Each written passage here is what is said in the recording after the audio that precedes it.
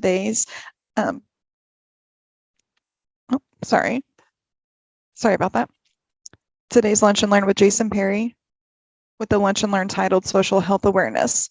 Jason Perry is a core employee in FEMA's public assistance cadre. For the last 6 years, he has worked in the federal government, including various areas within FEMA and for the U.S. Census Bureau.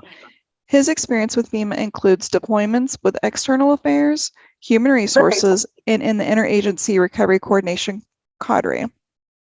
Jason's professional work experience has been in business-related fields such as HR, management, marketing, and administration. He's also volunteered in various capacities, assisting with nonprofit organizations such as the Urban League, Skid Row Housing Trust, and American Cancer Society, and faith-based churches. He also owns a small business which focuses on photography, social media marketing, professional branding, and graphic design. Jason Perry and everybody, welcome to today's Lunch and Learn. Jason, are you ready? Yes, I am. And thank you so much, Michelle, for that warming introduction. And just again, my name is Jason Perry. I'm so excited to be here, and thank you for giving me the opportunity, your time. And I'm so grateful to speak at today's Lunch and Learn series by the Greater Kansas City Federal Executive Board. And today I'll be speaking on social health awareness. And before we get into the subject matter, I'd like to just share a little bit more about myself. As you can see, my education background, I have a master's in business administration. And I also studied nursing and pursued a master's in health administration, even though I didn't complete the program entirely due to certain circumstances. But I currently work for the federal government. I've experienced working in a plethora of areas. I grew up on a cattle farm in Louisiana.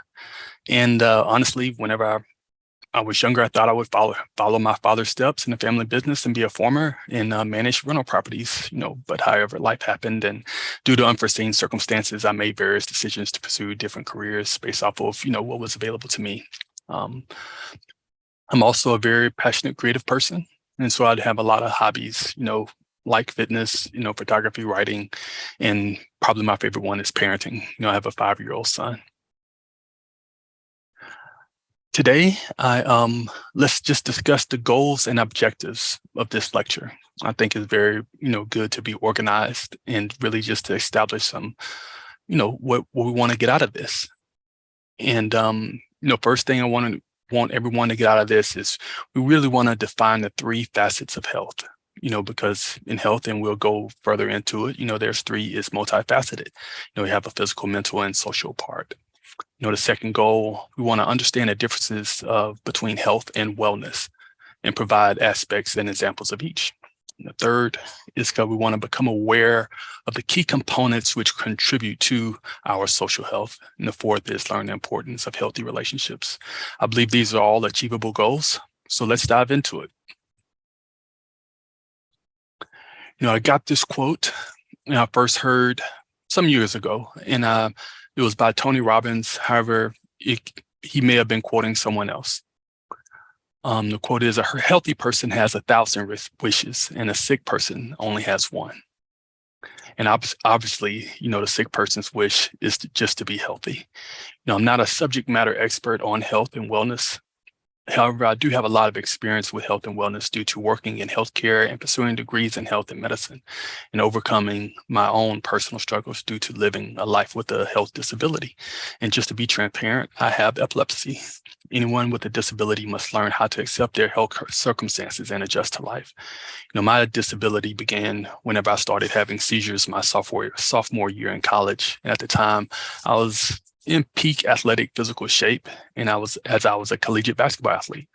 But my disability could not be seen outwardly. Nevertheless, I was diagnosed with epilepsy after being seen by several neurologists. And so many things changed at that moment for me. One thing that changed was my perspective towards my own health. I was forced to make my health my top priority. When I was first diagnosed with epilepsy, the first thing I had to do was to learn how to cope with the stress that came with being unable to control my health. All of my experiences make me more passionate about my overall health and including social health. And I hope this lecture on social health awareness helps you gain more empathy, teaches you something new, or at least inspires you to make your own health a greater priority. You know, these two terms, health and wellness, there are two terms I would like to define. You know, I see these two words all the time. We see it all the time, health and wellness. They're almost synonymous. They're oftentimes used in similar ways, which can be quite confusing, as each term, health and wellness, is defined differently, and their meanings are interconnected. As established by the World Health Organization in the 1940s, health is referred to as a state of complete physical, mental, and social well-being, and not merely the absence of disease or infirmity. And wellness is defined as an active process through which people become aware of and make choices towards a more successful existence. Although these definitions have been criticized for being overly inclusive and unattainable, especially as it relates to the word complete, I think it broadens the medical definition of health beyond the simple absence of disease. You know, according to the World Health Organization, the primary determinants of health include the social, economic, and physical environments and a person's individual characteristics and behaviors. You know, according to the National Wellness Institute, wellness is considered an active process through which people become aware of and make choices towards a more successful existence. You know, in short, you know, health is a state of being, whereas wellness is the state of living a healthy lifestyle. You know, health refers to the physical, mental, and social well-being. Wellness aims to enhance well-being. You know, after I really took time to look at these definitions, I really began to look at myself, and I found it interesting that my health is more so what I have done up until this point. And, you know, it's really an analysis of my past. You know, wellness is more of an active pursuit. It is what I'm actively doing or pursuing. My wellness has nothing to do with my past. And I think it's very important to understand these terms first prior to discussing the topic of social health. Social health and social wellness are interchangeable. I chose the topic of social health as I wanted to provide insight on the importance of having healthy relationships. A person who maintains an optimal level of social health will naturally build healthy relationships. In my opinion, one who has a supportive social network is in a better position in life. They can develop assertive skills and become comfortable and confident whenever they are in social situations. And being surrounded by a positive social network increases our self-esteem. A person who is healthy socially will create boundaries that encourage communication, trust, and conflict management. They are also emotionally resilient, as they can overcome the anxiety and stress which comes along with working and being around people. You know, we defined health as a state of complete physical, mental, and social well-being. It has three facets: physical, mental, and social. Social health is just one of them. So before we get into social health, let's learn a little bit about each facet of health. So physical. A person who has good physical health is likely to have bodily functions and processes working at their peak performance. You know, physical well-being involves pursuing a healthy lifestyle to decrease the risk of disease. You know, it's good to maintain a good physical fitness. For example, you know,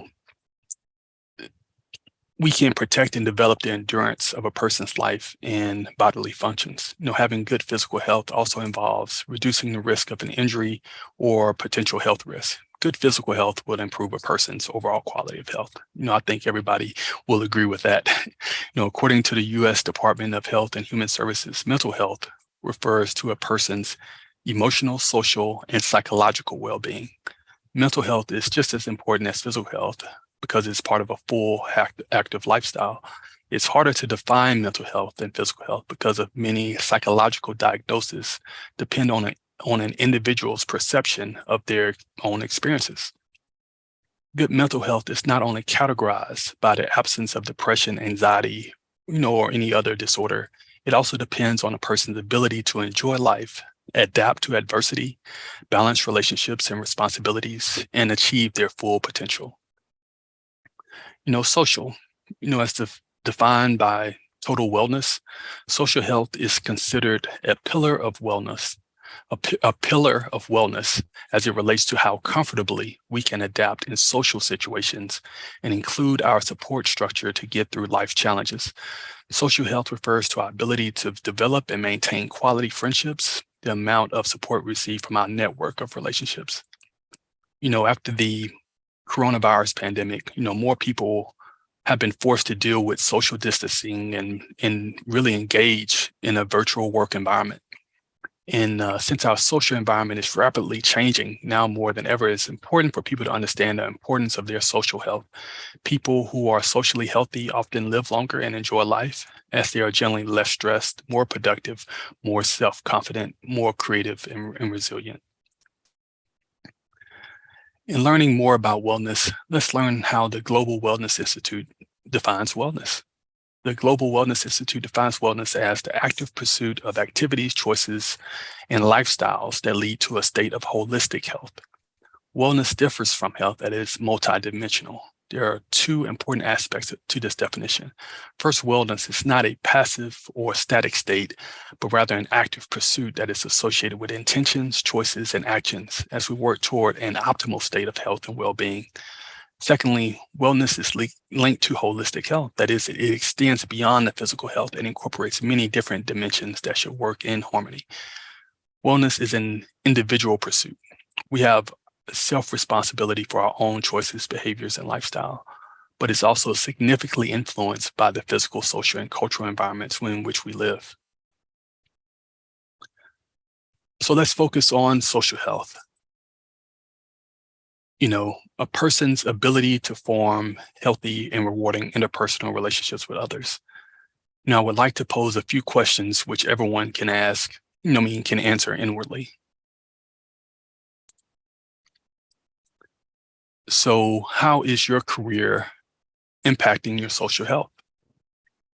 10 years ago, I researched that the average American adult was spending more than half of their waking hours at work. Today in 2023, 3 years after the pandemic, although most workers, 60% do not have jobs that can be done from home. Even though that's the case, more and more people are choosing to telework, essentially work from home. The Pew Research Center did a study about teleworking, which I included the graphic, where they surveyed employed adults who have careers where their work can be done from home, and made the switch to teleworking. Although 60% of those surveys say that working from home has made it easier to balance work and personal life, balancing work life and personal life is very important as more people have relocated farther away from the area where they work. And technology has made it easier for people to perform their regular job duties from home.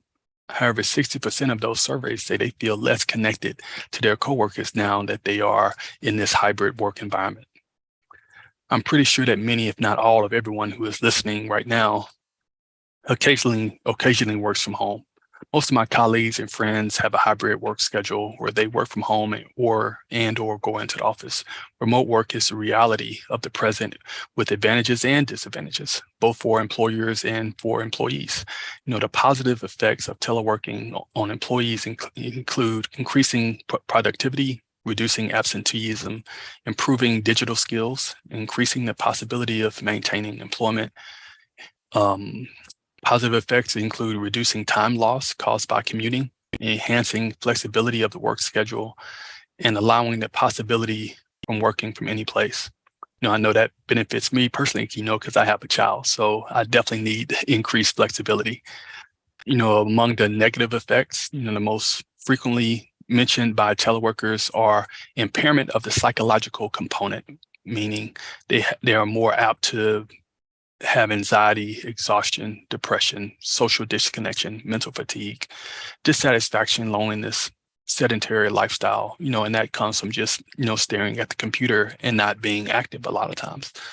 Essentially, some of the negative effects is just an imbalance between personal and professional life, because of extended work schedules without additional incentives, or interruptions in work concentration rhythms due to interaction with some family members, that could be the case. And there's, as well as a variety of negative effects. So basically teleworking has both, advantages and disadvantages. So the next question is, how is your lifestyle impacting your social health? I put up there 4 areas. Everyone has things that they do habitually. I have a different lifestyle, than my brother. Here are 4 areas of life which have a direct impact on our social health. For myself as a former collegiate athlete, I totally understand the benefits of exercise and physical activity. Being social is most enjoyable when you feel good about yourself and having a positive self-image and high self-esteem. Exercise can play, a critical role with that. By maintaining a healthy weight and an uplifted mood, you feel better, about yourself and can engage in social activities fully and frequently. One of the biggest social benefits of exercise is that it just benefits and you have an improved lifestyle, especially if you participate in team sports or exercise with a group of people at a gym. You'll develop a greater empathy towards others and, increase social skills. You also make new friends and gain new social outlets. Where you live, work, or go to school can have a big impact on how much you move and even how much you weigh. Being active with others in your community can have a positive effect on your health habits and create opportunities to connect. You can help your community create ways to encourage, more physical activity. The second one is, an optimistic outlook on life. Optimism and positive thinking will affect how we feel when we interact with others. When I was young, my mentors or teacher would ask me about my perspective towards life. They would say, Jason, is your glass half empty or half full? I'm sure everybody's heard that phrase. Whenever you're, really questioning your perspective, whenever you're looking at something, it's an age-old question about positive thinking. How you see something will reflect your outlook on life, your attitude towards yourself, and whether you're optimistic or pessimistic. And it may even affect your physical health. In today's atmosphere of social media, stress and anxiety and depression are affecting so many people. Optimism is a key part of effective stress management. Positive thinking doesn't mean that you ignore life's less pleasant situations. Positive thinking just means that you approach unpleasantness in a more positive and productive way. You think the best is going to happen, not the worst. And it's just better to have a good attitude. Having strong, healthy relationships are also important throughout your life. The third thing we're going to talk about is relationships. They can impact your mental and physical well-being. As a child, you learn the social skills you need to form and maintain healthy relationships with others. But at any age, you can learn ways to improve your relationships. It's important to know what a healthy relationship looks like and how to keep your connections supportive. Social connections might help protect health and lengthen life. Scientists are finding that our links to others can have positive, powerful effects on our health, whether with family, friends, neighbors, romantic partners, or others. Social connections can influence our biology and well-being. We should look for ways to get involved with others. So we need to have ask questions about our lifestyle and how it's impacting our social health. Our relationships with others and with ourselves are both affected by the foods we eat. The fourth one is balanced diet. Eating a nutritious diet can lead to weight loss, increased energy, and improved mental health. Feeling good on the inside can give you a more self-confidence and make you have a more positive self-image. Higher self-esteem can make you more confident socially, even strengthening your desire to forge new friendships. Eating well can be a social activity. Creating recipes in the kitchen with your family or sitting down for a nutritious home-cooked meal, both of those things can serve as bonding rituals that form genuine connections. I even found a study which was done on child nutrition, which found that kids who ate healthier diets showed more friendliness and social play than kids who didn't. In an article by the National Library of Medicine regarding social relationships and healthful dietary behavior, they stated social relationships can have also been linked to dietary behavior, which may be an important pathway through which social circumstances exert their influence on health. And a person's social circumstances can influence the type and variety of foods consumed in multiple ways and thereby impact health. So if you live a lifestyle where you're always working and traveling, then you may find yourself isolated and eating a lot of unhealthy foods, as there are few healthy fast food options. So once we really take a look at our lifestyle, we can see how our lifestyle may be impacting our social health. And so how do we improve our social health? I first believe if anyone has a positive attitude and is intentional about living a better life, then they are on the right path. Nevertheless, here are a few ways we can improve our social health. First, we need to identify the areas we want to change.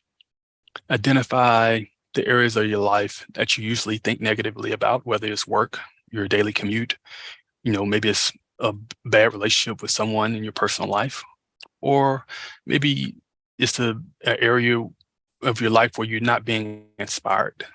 Just ask yourself, what is limiting my ability to be positive about life and surround myself with healthy relationships? No matter what negative areas in your life, it's good to start with identify a small area. You can improve your social health by focusing on one small area and then approaching it in a more positive way. For me, stress is always an area of my life that I need improvement. So every day I try to think of a positive thought to manage my stress instead of a negative one. By something I wake up in the morning and read a daily devotional, or just, have a quote, on my mirror, or put something on the wall just to kind of improve my attitude about life, or listen to a song. The second thing you can do to improve your social health is evaluate your thoughts. To improve our social health, we should routinely stop and evaluate ourselves. Periodically during the day, stop and evaluate what you're thinking. Note how you are managing your time. Evaluate the amount of time you spend watching TV or scrolling on your, smartphone or in social media or thinking negatively, and try to change for the better. One thing I know about myself is that the more I see positive things or listen to encouraging words, the better I feel. For example, we all know the news is very important. However, the news can be negative. I watch the news every day because it's necessary to be up to date on the world, but I also make an extra effort to feed my mind with positive things as well. So I also like to watch nature, or the Science Channel, or something where I can see things grow, and something that inspires me to discover something different about life. And even technology, learning about different things in technology, they inspire me as well. The third thing we can do to improve our social health is just smile. This is something I love to do. It's never illegal to smile, so everyone has the ability to smile. You have to be open to humor. Give yourself permission to smile or laugh, especially during difficult times. Seek humor in everyday happenings. I can be a very serious person about life, as we all are adults and have responsibilities. So I don't laugh all the time like a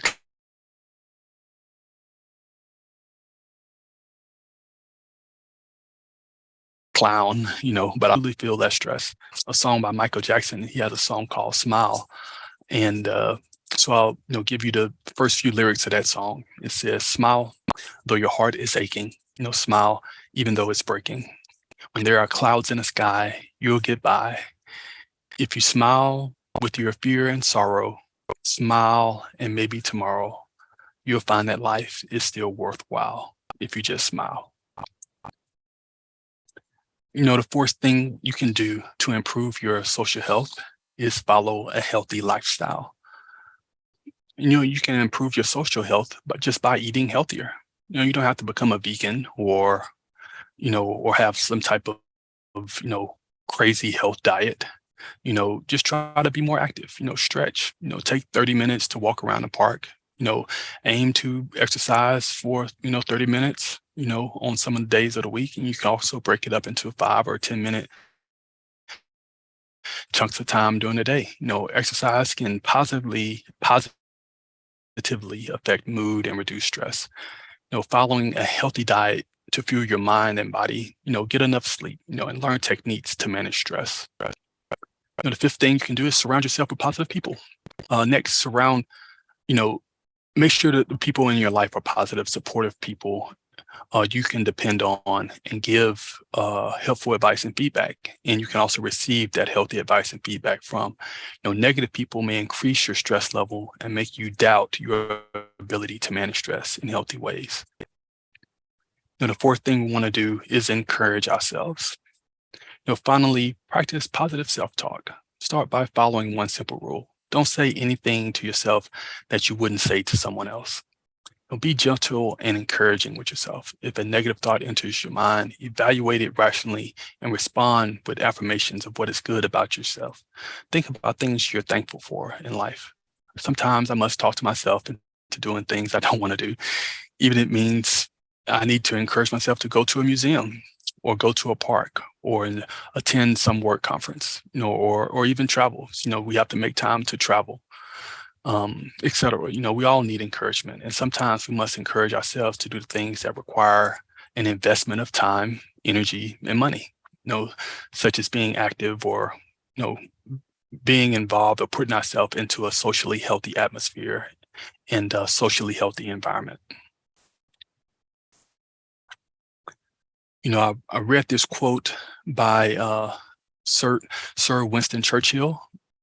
If you don't know who Sir Winston Churchill is, he is best known for his wartime leadership as the Prime Minister of the United Kingdom during the 1940s and 50s. He was also an educated soldier, a Nobel Prize-winning writer and historian. He was a prolific painter and one of the longest-serving politicians in British history. He said in his quote that healthy citizens are the greatest asset any country can have. And that's a powerful statement coming from a leader as he was.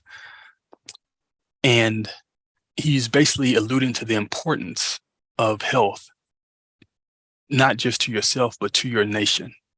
We have to understand that by prioritizing our health, we're not being selfish. Being healthy impacts not only us, but everyone around us, as we all are coping with stress, anxiety, or even physical issues. And being healthy makes us better people, employees, and ultimately better citizens. The importance of healthy relationships, I want to go into that. And I want to acknowledge that we are humans, and we are social creatures. Throughout our entire lives, we depend on each other to survive.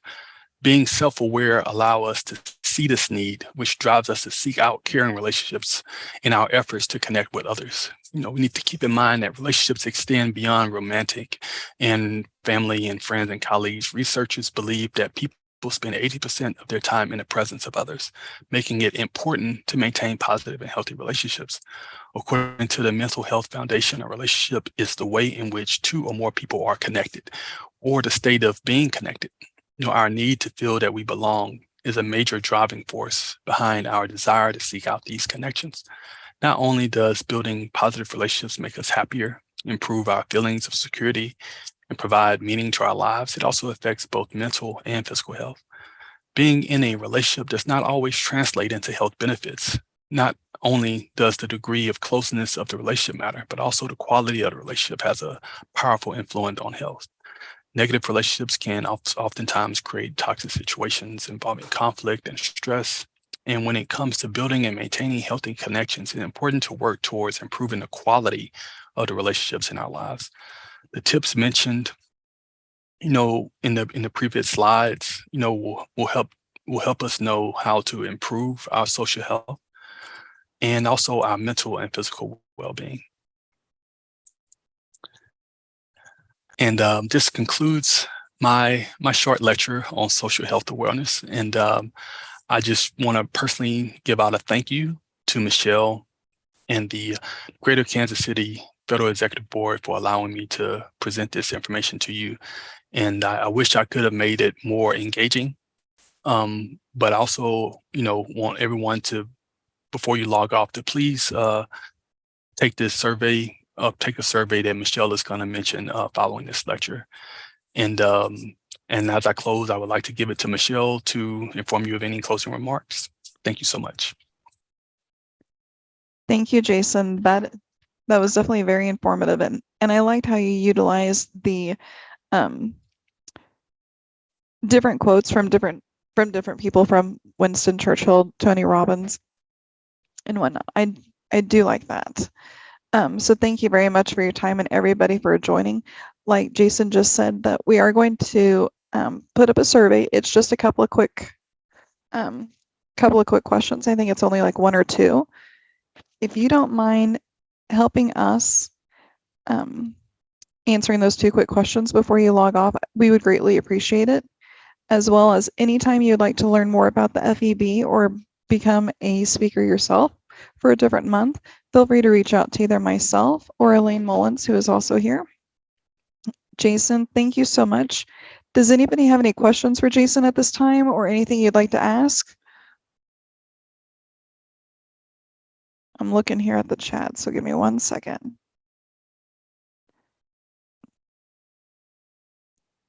This was great.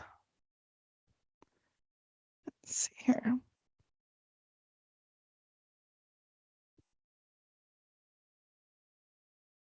Excellent. Looks like we're having people click on those. And don't forget that if you look in the chat itself, it'll actually show you the FEB website that you can reference these slides, how to reach out to Jason if you'd like to do so as well, or if you'd like to learn about any of our upcoming Lunch and Learns for the future.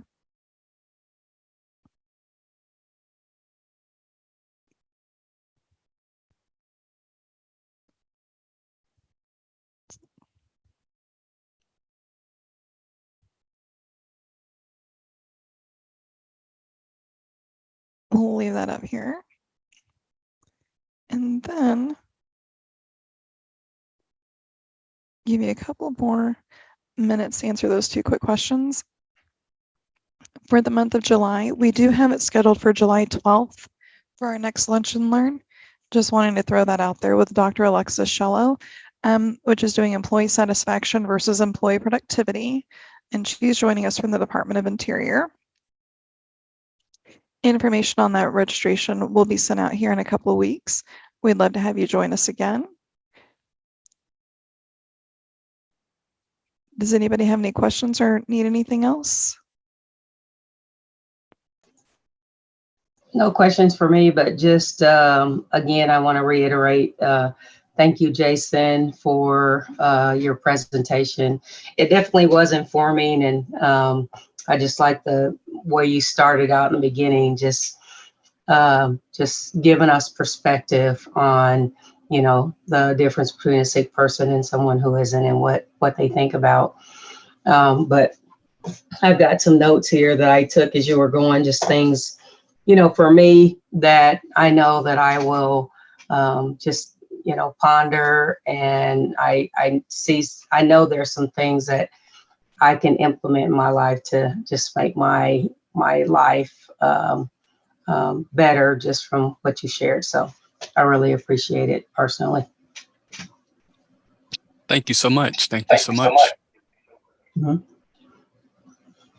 Well, thank you, everybody, and I hope you have a fantastic day, and we'll give you a little bit of time back. We hope to see you next month. Bye. Thanks, everybody.